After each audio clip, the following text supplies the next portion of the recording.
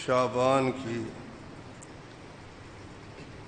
13 تاریخ ہے، 1440 ہجری ہے۔ محترم بھائیوں، بہنوں، عزیزوں، اس وقت میں نے آپ کے سامنے قرآن مجید میں سے سورۃ الدخان کی ابتدائی آیات پڑھی ہیں۔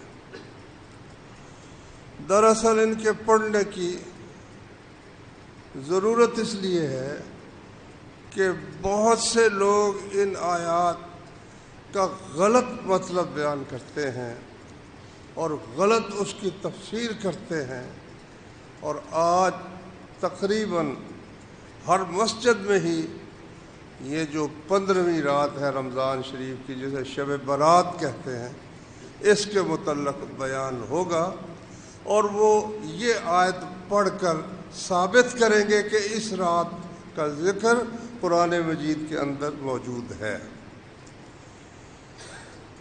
اللہ اکبر۔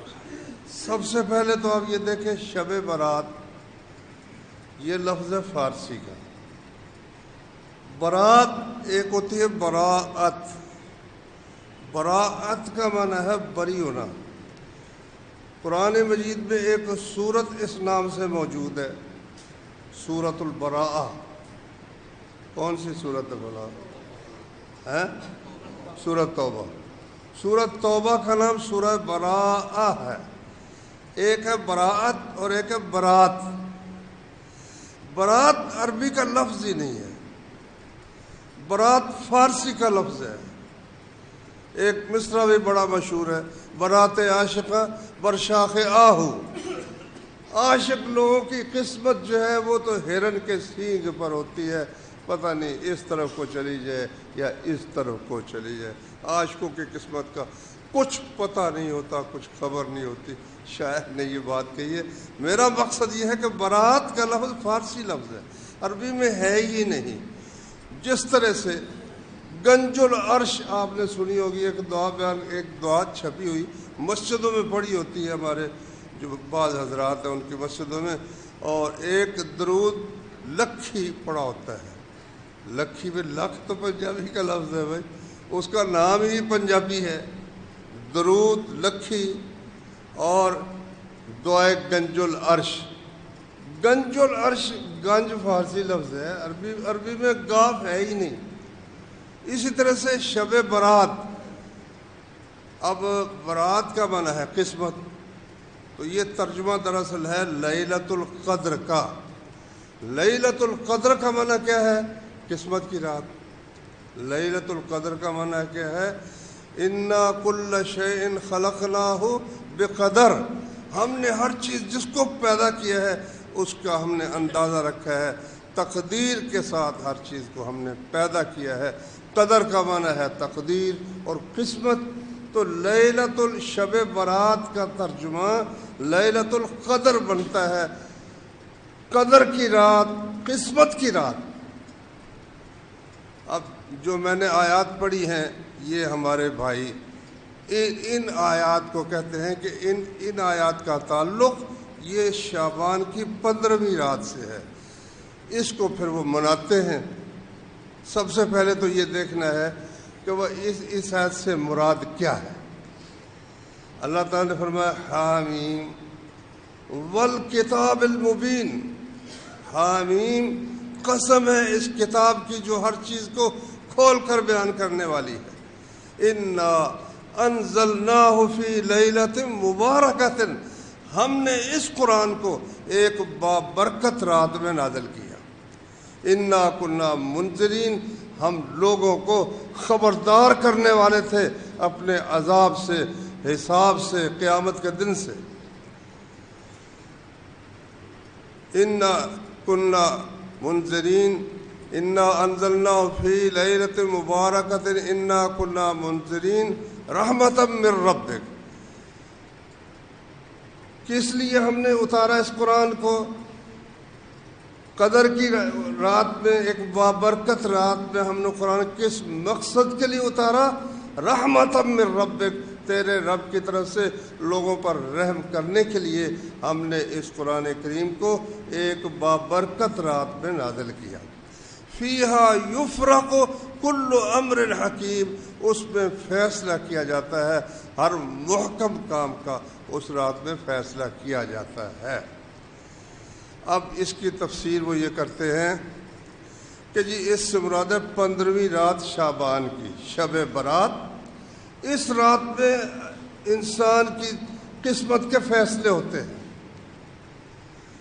یہ تفسیر بھائیو قرآن مجید کی روح سے بالکل غلط ہے، اس لیے کہ اللہ تعالیٰ نے فرمایا دوسرے پارے میں جہاں روزے کا ذکر ہے، وہاں اللہ نے فرمایا شہر رمضان الذی انزل فیہ القرآن، ماہ رمضان وہ بابرکت مہینہ ہے جس میں قرآن نازل کیا گیا۔ تو صاف اللہ تعالیٰ نے بیان فرمایا کہ ماہ رمضان کے اندر ہم نے اس قرآن کو نازل کیا۔ معلوم ہوا وہ جو لیلۃ مبارکۃ ہے جس میں قرآن نازل ہوا وہ رمضان شریف کے اندر ہے۔ اسی رات کے متعلق باقاعدہ ایک سورت بھی قرآن میں اتری ہے جس کا نام کیا ہے سورۃ القدر۔ انا انزلناہ فی لیلۃ القدر، ہم نے اس قرآن کریم کو قدر کی رات میں نازل کیا ہے۔ وما ادراک ما لیلۃ القدر، تجھے کیا خبر کہ لیلۃ القدر کتنی عظمت والی رات ہے، کیا شان ہے اس کی، تجھے کیا پتہ۔ لیلۃ القدر خیر من الف شہر، لیلۃ القدر 1000 مہینے سے بہتر ہے۔ تنزل الملائکۃ والروح فیہا باذن ربہم، اس رات میں روح جبریل علیہ السلام اترتے ہیں اور فرشتے اترتے ہیں، ہر کام میں سلامتی ہوتی ہے۔ ہی حتی مطلع الفجر، وہ رات فجر تک رہتی ہے، فجر کے بعد دن کا آغاز ہو جاتا ہے۔ سورج طلوع ہونے سے دن کا آغاز نہیں ہوتا مسلمانوں کے ہاں، مسلمانوں کے ہاں دن کا آغاز کس سے ہو جاتا ہے؟ فجر سے دن شروع ہو جاتا ہے، رات ختم ہو جاتی ہے۔ تو فرمایا اللہ تبارک و تعالی نے ہی حتی مطلع الفجر کہ لیلۃ القدر فجر کے طلوع ہونے تک جاری رہتی ہے۔ اچھا اس میں یہ جو ہے فیہا یفرق کل امر حکیم، یہ بھی لیلۃ القدر سے متعلق ہے۔ اللہ تبارک و تعالیٰ نے کائنات کو پیدا کرنے سے پہلے ہی سب کچھ لوح محفوظ میں لکھ دیا ہے، یہ ہمارا ایمان ہے۔ نبی کریم صلی اللہ علیہ وسلم کے پاس جب جبریل علیہ السلام لوگوں کو تعلیم دینے کے لیے ایک اجنبی شخص کی صورت میں آئے تھے اور انہوں نے کچھ سوال کیے تھے، ان سوالوں میں ایک سوال یہ تھا کہ اخبرنی عن الایمان، مجھے بتائیے ایمان کیا ہے۔ رسول اللہ صلی اللہ علیہ وسلم ہوا ایمان یہ ہے ان تؤمن باللہ، اللہ پر یقین رکھو، وہ ملائکتہ، اس کے فرشتوں پر، وہ کتبہ، اس کی کتابوں پر، وہ رسلہ، اس کے سب رسولوں پر۔ آگے کیا فرمایا؟ اور آخرت پر، آخرت پر ایمان رکھے کہ حساب و کتاب ہونا ہے، بعض پرس ہونی ہے، پوچھا جانا ہے۔ والقدر خیرہ و شرہ، اور تقدیر پر ایمان رکھے، اچھی بری اللہ کی طرف سے وہ لکھی جا چکی ہے، جو کچھ انسان نے کرنا ہے۔ اگر کوئی شخص اس پر ایمان نہیں رکھتا، ان 6 چیزوں میں سے کسی ایک پر بھی اس کا ایمان نہ ہو تو مسلمان نہیں ہے۔ بے شک کلمہ پڑھنے کی وجہ سے اس کو مسلمان لوگ کہتے رہے، لیکن اگر کسی شخص کا رسولوں پر ایمان ہی نہیں ہے کہ یہ باتیں جی مولویوں نے پکھنڈ بنایا ہوا ہے، اگر یہ بات کہے گا تو وہ مرتد آدمی ہے، مسلمان نہیں ہے۔ تقدیر کا انکار ہے تب بھی وہ منکر ہے۔ تو اس رات میں پھر فیصلے کیے جانے کا مطلب یہ ہے کہ وہ فرشتے جو جس کام پر مقرر ہیں ان کو آگاہی دے دی جاتی ہے، بھائی یہ کام تم نے کرنے ہیں، یہ مقصد ہے اس آیت کا۔ فیہا یفرق کل امر حکیم کا بھی اور انا انزلناہ فی لیلۃ القدر کا بھی مطلب یہ ہے کہ تقدیر کی یہ رات ہے، اور ان فرشتوں کو جن کے ذمے جو کام ہے، بارش برسانا جن کے ذمے ہے، یا بچے کی ولادت جن کے ذمے، جو غرض دنیا میں کوئی ایک کام ہے نہیں ہے نا، کسی کو بادشاہ بنا دینا، کسی کو رلا دینا، ہاں جی، کسی کو ہنسا دینا، سب کچھ طے شدہ ہے۔ تو اس رات میں اللہ تعالیٰ جن فرشتوں نے جو کام کرنا ہے ان کے سپورٹ کر دیتا ہے۔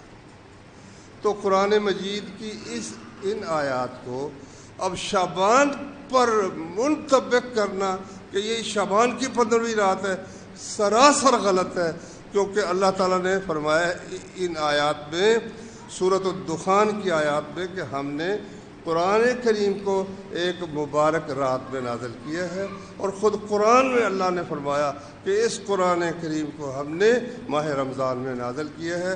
معلوم ہے یہ مبارک رات بھی رمضان میں ہے، لیلۃ القدر بھی اسی کا نام ہے، اور وہ ماہ رمضان میں ہے، شعبان میں نہیں ہے۔ کچھ احادیث بھی بیان کی جاتی ہیں۔ ترمذی شریف میں حدیث ہے، ان میں سب سے جو اچھی ہے نا اور مشہور ہے وہ یہ ہے کہ ام المومنین عائشہ صدیقہ رضی اللہ عنہا بیان کرتی ہیں۔ سند اس کی امام ترمذی سے آگے ایک دو راویوں کے بعد ہے کہ حجاج بن ارطاط ایک راوی ہیں، وہ بیان کرتے ہیں یحییٰ بن ابی کثیر سے، اور یحییٰ بن ابی کثیر بیان کرتے ہیں عروہ سے، اور وہ بیان کرتے ہیں اپنی خالہ حضرت عائشہ صدیقہ ام المومنین رضی اللہ عنہا سے۔ ام المومنین فرماتی ہیں ایک رات فقدت رسول اللہ صلی اللہ علیہ وسلم، میں نے دیکھا تو بستر پر رسول اللہ موجود نہیں تھے، تو میں پریشان ہو گئی، میں گئی پیچھے پیچھے تلاش کرتی ہوئی، تو دیکھا کہ رسول اللہ صلی اللہ علیہ وسلم قبرستان میں تھے اور دعا کر رہے تھے۔ جب میں آ گئی تو رسول اللہ صلی اللہ علیہ وسلم کی بھی اندازہ ہو گیا، کہاں تھی تم؟ کیا تم اس بات سے ڈری کہ اللہ اور اس کا رسول تم پر ظلم کرے گا؟ اس سے ڈر گئی تھی تم؟ مطلب کیا کہ باری تو تھی حضرت عائشہ کی، اور جب وہ سو گئی تو رسول اللہ صلی اللہ علیہ وسلم کسی اور عورت کے پاس چلے گئے، یہ تم نے سمجھا؟ کہتی میں نے یہ خیال کیا تھا کہ شاید آپ اپنی کسی بیوی کے پاس گئے ہوں گے۔ آپ نے فرمایا آج رات شعبان کی نصف رات ہے، 15ویں رات ہے۔ اس رات میں اللہ تبارک و تعالی آسمان دنیا پر اترتا ہے اور بنو کلب قبیلے کی بکریوں کے بالوں سے بھی زیادہ لوگوں کو بخش دیتا ہے۔ یہ ہے حدیث کہ اس رات اللہ تبارک و تعالی آسمان دنیا پر نزول فرماتے ہیں، اور بہت سے لوگوں کو، بنو کلب قبیلہ بہت بڑا قبیلہ تھا، اس کی بکریوں کے بالوں سے بھی زیادہ لوگوں کو بخش دیتے ہیں۔ امام ترمذی رحمۃ اللہ علیہ نے یہ حدیث اپنی کتاب سنن ترمذی میں بیان کی۔ ساتھ ہی انہوں نے یہ فرما دیا ہے کہ میں نے محمد بن اسماعیل سے سنا۔ محمد بن اسماعیل امام بخاری کا نام ہے رحمۃ اللہ علیہ، اور امام بخاری ترمذی کے استاد ہیں، تو اور وہ بڑی یعنی امام مسلم، امام ترمذی یہ امام بخاری کے شاگرد اور ان کے تیار کیے ہوئے لوگ ہیں، جنہوں نے پھر حدیث پر کتابیں لکھی ہیں جو انہیں اپنے استادوں سے ملی۔ اور صرف فرق اتنا ہے کہ بخاری اور مسلم نے تو صرف وہ حدیثیں لکھی جو اس زمانے کے سب علماء متفق تھے کہ یہ حدیثیں صحیح ہیں، اور آج تک متفق ہیں کہ ان دونوں کتابوں میں جو حدیثیں ہیں وہ صحیح ہیں۔ اپنی وہ بدعقیدگی کو چھپانے کے لیے کوئی شخص اگر ان پر اعتراض کرے جی بخاری میں فلاں حدیث صحیح نہیں، مسلم میں فلاں، وہ الگ بات ہے، ورنہ امت کا ان دونوں پر اتفاق ہے۔ اب اتنے اعلیٰ درجے کی صحیح حدیثیں تو پھر ساری تو نہیں تھی نا، لیکن صحیح حدیث سے خود امام بخاری نے فرمایا کہ میں نے کتاب کو زیادہ لمبا ہونے سے بچانے کے لیے سب حدیثیں صحیح اس میں درج نہیں کی۔ تو پھر ان ائمہ نے، امام ترمذی نے، امام نسائی نے، ابو داود نے، ابن ماجہ نے، امام دارمی نے، اور ان لوگوں نے وہ حدیثیں جو صحیح بخاری میں ہیں وہ بھی تقریباً ان میں آ گئی ہیں، اور جو ان میں نہیں ہیں کئی کمزور بھی ہیں، تو وہ ساری حدیثیں ان میں آتی ہیں۔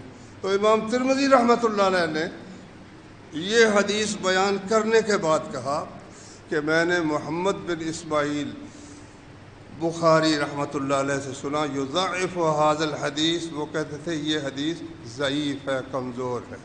کیوں کمزور ہے؟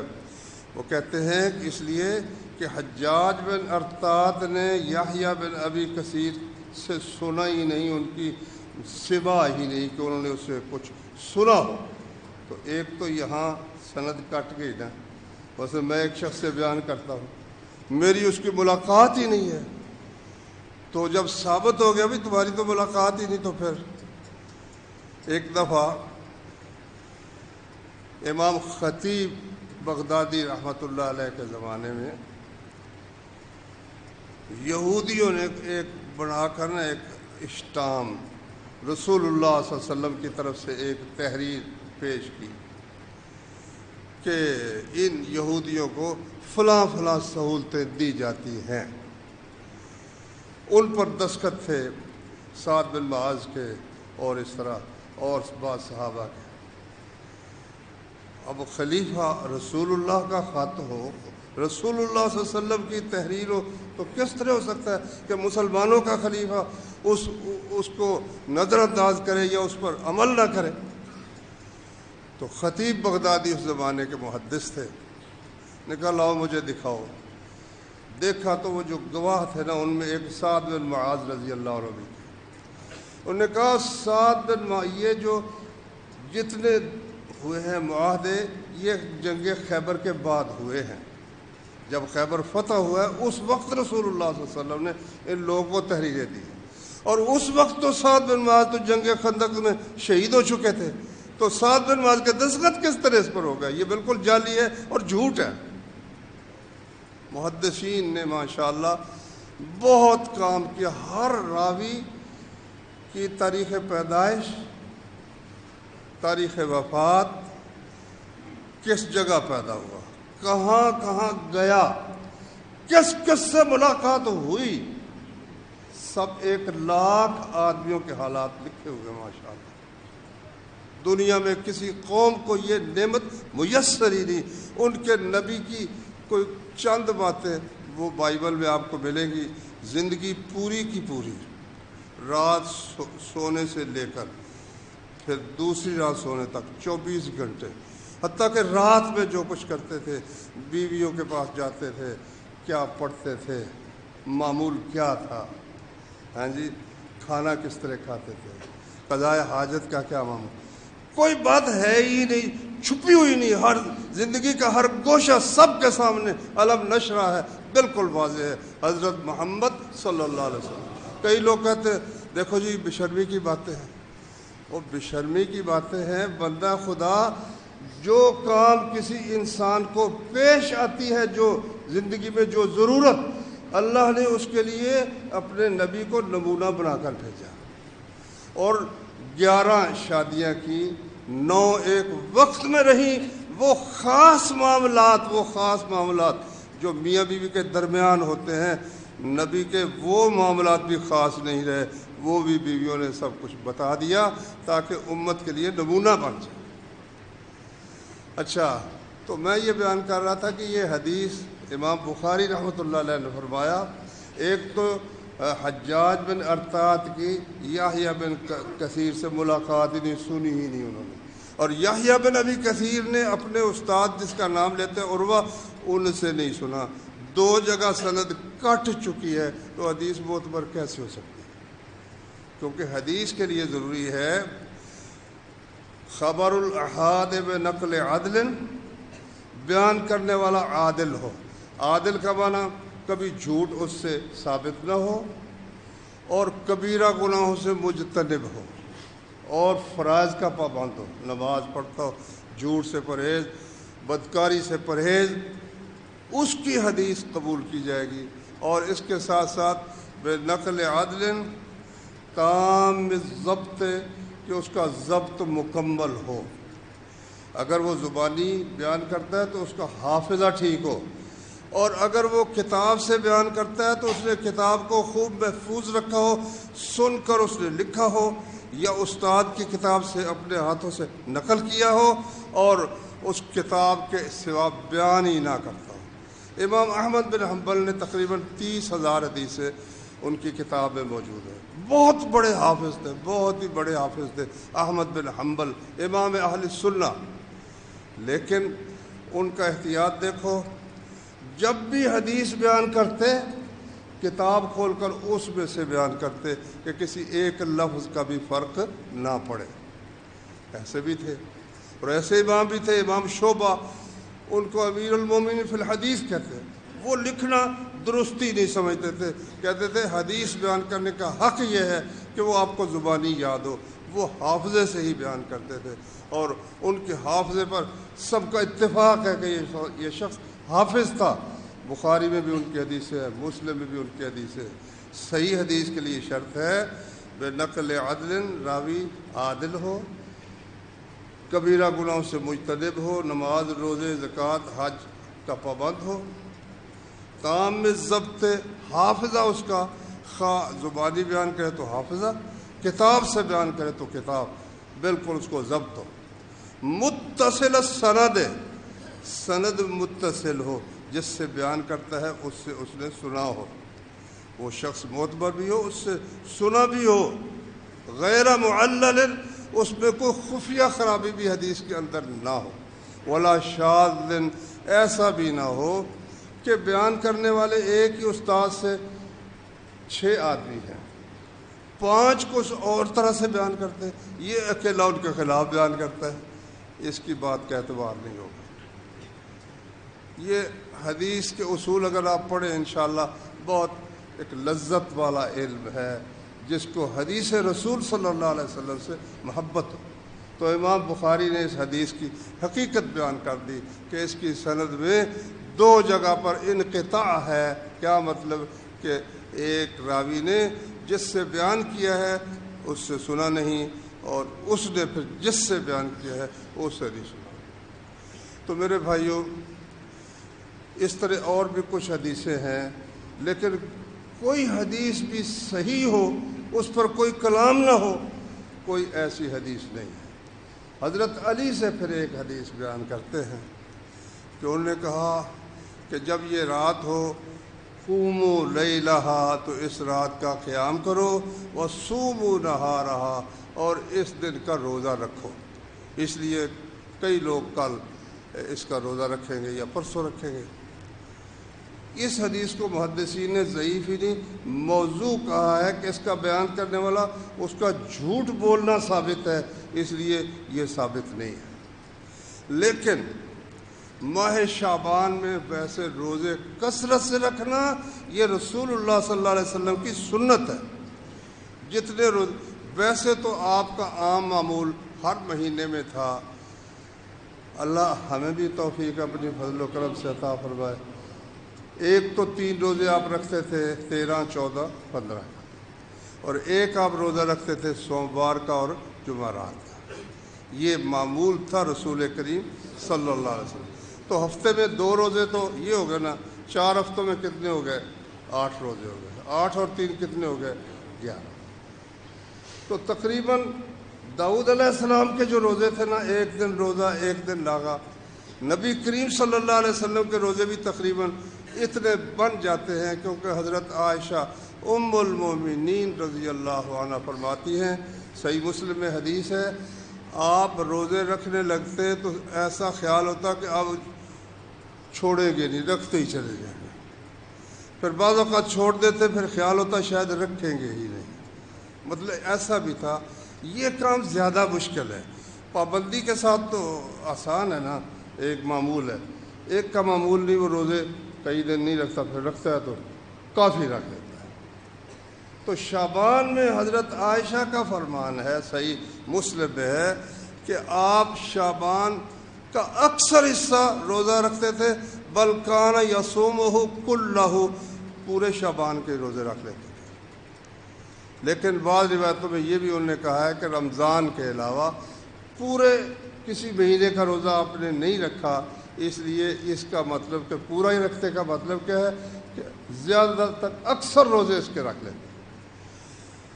لیکن آپ نے رمضان شریف کے استقبال کے لیے پہلے کوئی ایک روزہ رکھ لے، 2 روزے رکھ لے، اس سے منع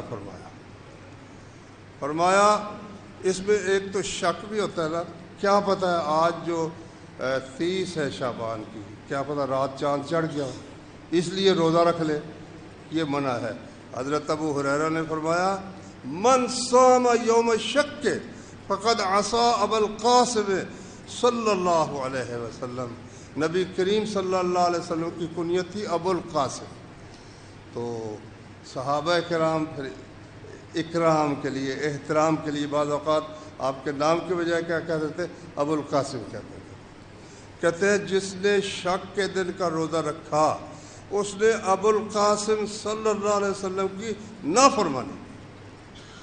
ہاں اگر وہ روزہ آ رہا ہے، شعبان کا آخری دن ہے، ایک آدمی کا معمول ہے کہ وہ سوموار کا روزہ ہمیشہ رکھتا ہے، جمعرات کا رکھتا ہے، اور وہ سوموار آ گیا ہے 29 شعبان کو یا 30 شعبان کو، وہ روزہ رکھ سکتا ہے۔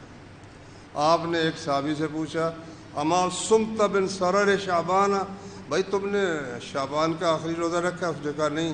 فرمایا پھر رمضان شریف کے بعد رکھ لینا، یعنی وہ جو معمول ہے اس کو جاری رکھو۔ اگر کوئی کسی دن کا روزہ پہلے رکھتا ہے وہ شعبان کے دنوں میں رکھ سکتا ہے۔ اب آ گئی بات لوگوں کے معمول کی۔ بات یہ ہے کہ لوگ جو فرض چیزیں ہیں نا ان کی طرف خیال نہیں کرتے، اور نوافل خصوصاً ایسے نوافل جو ثابت نہیں ہیں ان کی بڑی ان کا بہت خیال کرتے ہیں۔ اب دیکھو